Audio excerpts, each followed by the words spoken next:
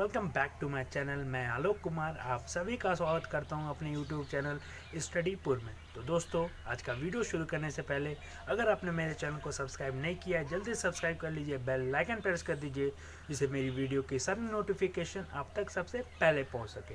तो चलिए आज का वीडियो शुरू करते हैं। दोस्तों, आज का पहला क्वेश्चन है, epigraphy is the study of which of the following. Epigraphy जो है वो किसकी स्टडीज़ को बोला जाता है? तो इसका सही आंसर होगा ऑप्शन सी, इंस्क्रिप्शन। इंस्क्रिप्शन की स्टडी को क्या बोला जाता है? एपिग्राफी बोला जाता है। यहाँ पे बर्ड्स लिखा है, डी ऑप्शन बर्ड्स। बर्ड्स की स्टडी को क्या बोला जाता है? ऑर्निथोलॉजी।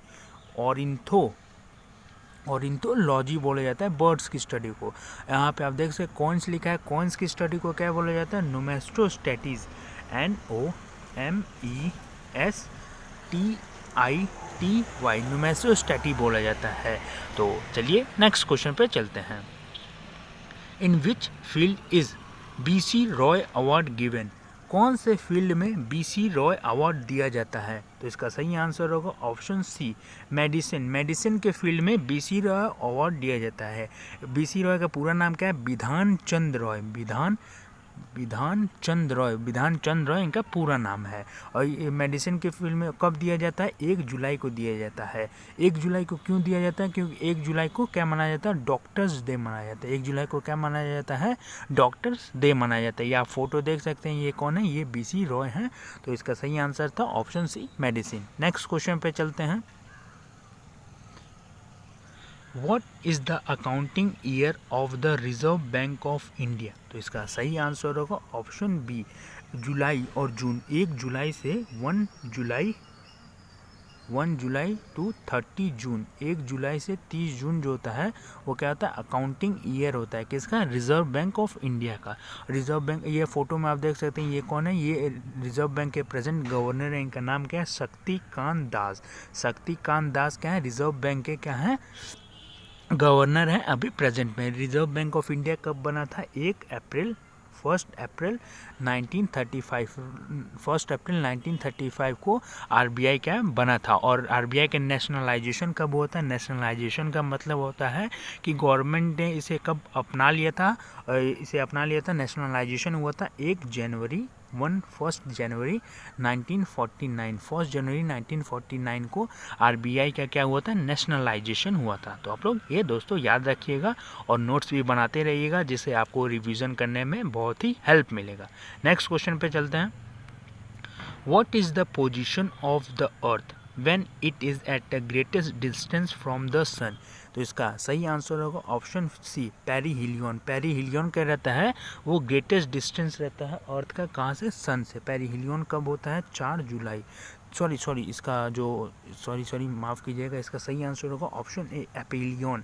एपेलियन जो रहता है वो क्या रहता है? ग्रेटेस्ट डिस्टेंस रहता है अर्थ का, कब? सन से। एपेलियन कब होता है? 4 जुलाई।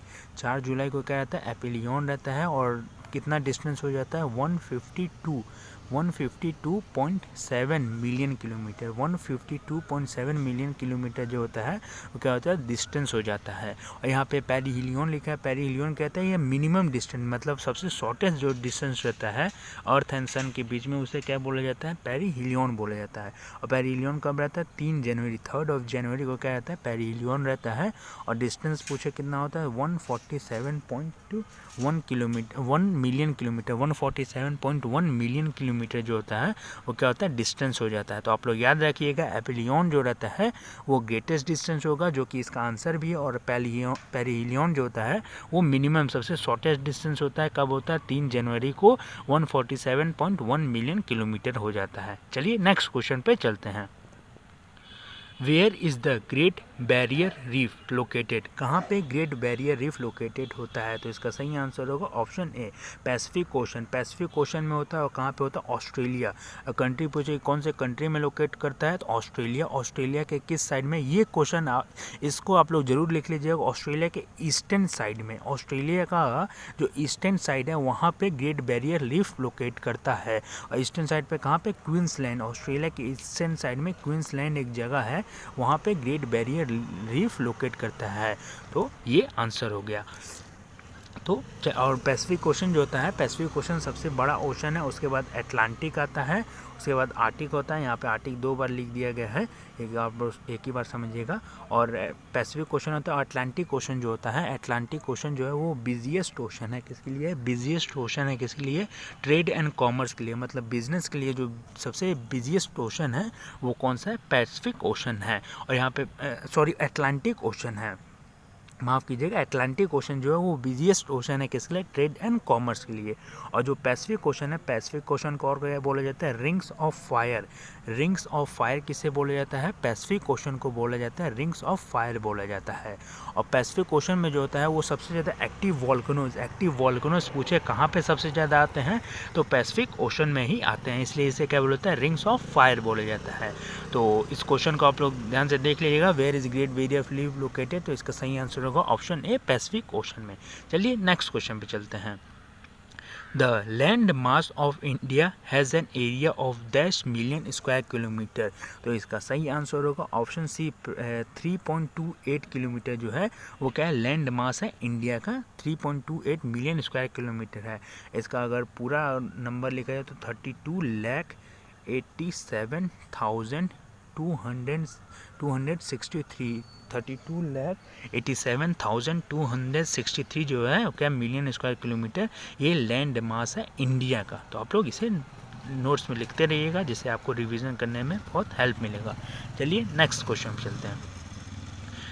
Dash was succeeded to the throne of Fergana in 1494 when he was only 12 year old। इस क्वेश्चन में पूछ रहे हैं उस राजा का नाम बताइए जिसने थ्रोन पे बैठ गया था, जो कि फरगना में रूल करता था, कितने एज में? 12 ईयर्स के एज में। तो इसका सही आंसर होगा option A, option D, Babur जो है, बाबर क्या बन गया था?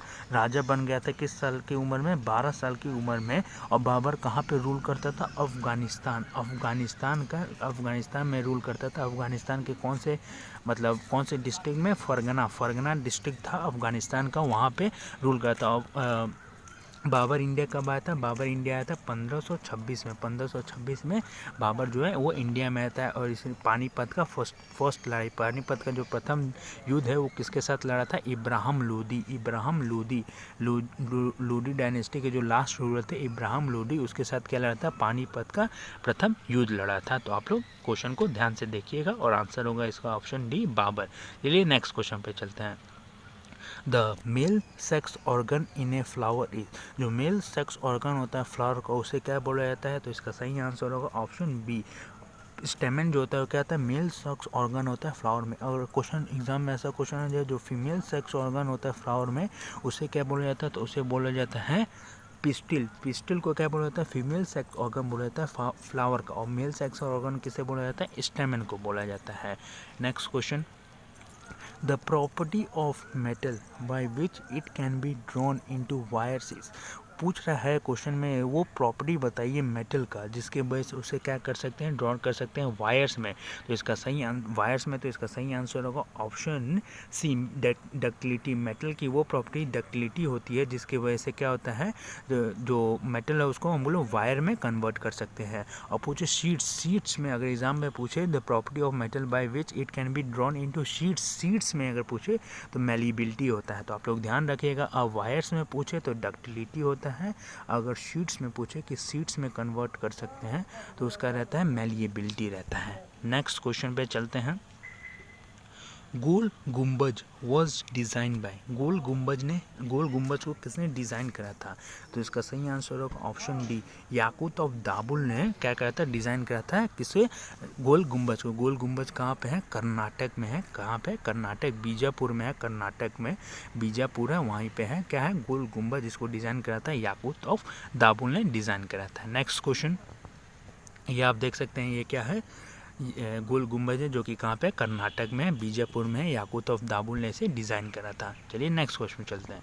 Fire extinguishers emit which gas, जो फायर एक्सटिंग्विशर होता है जो कि आग बुझाने वाला जो होता है उसमें कौन सी गैस निकलती है? तो इसका सही आंसर होगा ऑप्शन सी, कार्बन डाइऑक्साइड निकलता है। आप लोग एक बात और याद रखिए, जो फायर एक्सटिंग्विशर होता है उसके अंदर बेकिंग सोडा नहीं, मतलब sodium bicarbonate, sodium bicarbonate, sodium bicarbonate भी होता है, इसको बेकिंग सोडा ही बोला जाता है। इसका फॉर्मूला होता है NaHCO3, NaHCO3 रहता है। तो फायर एक्सटिंग्विशर में कार्बन डाइऑक्साइड भी रहता है और सोडियम बाइकार्बोनेट भी रहता है, NaHCO3, जिसे बेकिंग सोडा भी बोला जाता है। Next question, which battle led to downfall of Vijayanagar empire. Vijayanagar empire कौन सी नदी के किनारे है? तुंगभद्र नदी के किनारे है। कहाँ पे? कर्नाटक में है। विजयनगर एम्पायर को किसने खोजा था? संगम डायनेस्टी के 2 रूलर्स थे, हरियर और बुक्का ने खोजा था विजयनगर एम्पायर को। और इसका अवशेष इसको कहाँ देखने के लिए मिलता है? हम्पी कर्नाटक में देखने के लिए मिलता है। तो ये क्वेश्चन पूछ रहा है which battle led to downfall of Vijayanagar empire. तो जो बैटल जो कि लेड किया था डाउनफॉल ऑफ विजयनगर एम्पायर, तो इसका सही आंसर होगा option B, battle of Talikota. Talikota का जो युद्ध हुआ था कब हुआ था? 1565 में हुआ था, 1565 में हुआ था। वो क्या कहता था? डाउनफॉल कर दिया था विजयनगर एम्पायर का। तो आप लोग क्वेश्चन को याद है। यहाँ पे बैटल ऑफ पानीपत लिखा है। बैटल ऑफ पानीपत के 3 लड़ाई लड़ी गई है। पहला लड़ा गया था 1526 में बाबर और इब्राहिम लोदी के बीच में। दूसरा लड़ा गया था 1556 में अकबर और हेमू विक्रमादित्य के बीच में। और तीसरा लड़ा गया था 1761 में अहमद शाह अब्दाली और मराठा के बीच में लड़ा गया था। तो आप लोग इसे भी लिख लीजिएगा। चलिए नेक्स्ट क्वेश्चन पे चलते हैं। What is the name of the acid in grapes. Grapes में जो एसिड पाया जाता है उसका नाम क्या है? तो इसका सही आंसर होगा option D, tartaric acid. Grapes में पूछे कौन सा एसिड पाया जाता है, तो टार्ट्रिक एसिड पाया जाता है। किसमें? ग्रेप्स। यहाँ पे फॉर्मिक एसिड लिखा है। फॉर्मिक एसिड क्या किसमें पाया जाता है? आंट्स, चींटी जो होती हैं, चींटी जो होती हैं, रेड आंट्स जो होती हैं, उसके अंदर क्या पाया जाता है? फॉर्मिक एसिड पाया जाता है। यहाँ पे एसिटिक एसिड लिखा है। एसिटिक एसिड किस में रहता है? विनेगर। विनेगर जो रहता है उसमें क्या रहता है? एसिडिक एसिड रहता है। इसका फॉर्मूला पूछ सकते हैं CH3COOH, CH3COOH रहता है। तो आप लोग तो इस क्वेश्चन का आंसर क्या बन जाएगा? ऑप्शन डी, टार्ट्रिक एसिड बन जाएगा। तो दोस्तों आज के लिए बस इतना ही था। अगर आपको ये वीडियो अच्छी लगी हो तो प्लीज़ इसे लाइक करिएगा, अपने दोस्तों के साथ शेयर कर दीजिएगा और कमेंट में मुझे ज़रूर बताएं कि आपको ये वीडियो कैसा लगा है। तो मिलते हैं कल एक बहुत ही फ्रेश वीडियो के साथ। तो thank you for watching this video. Thank you.